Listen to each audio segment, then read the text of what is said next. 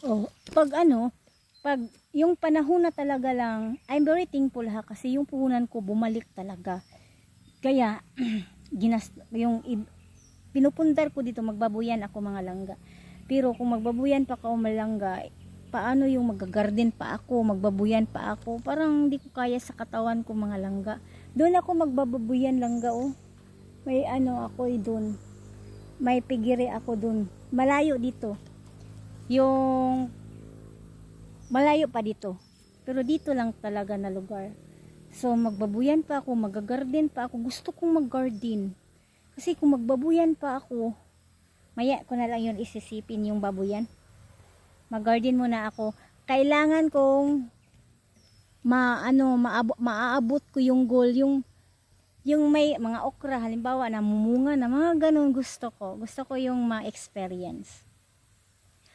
Kung ayaw na talaga yung negosyo, parang yung iba kasing negosyo is puhunan, wala na, no? Ang dami pang utang. So magkaganon-ganon mga langga, it's okay, uy. It's a normal kung ganun ang pangyayari sa negosyo nyo.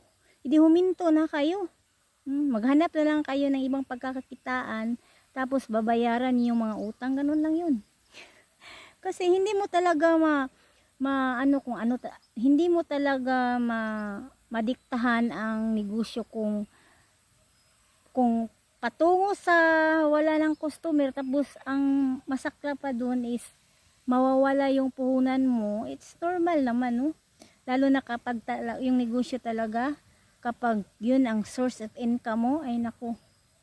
Ang sarap sa negosyo mga langga, parang palalaguin mo lang, hindi mo kukunin mo yung source of income mo, yung mga budget sa mga grocery, yun, mga ganun. Ayun, maganda yun.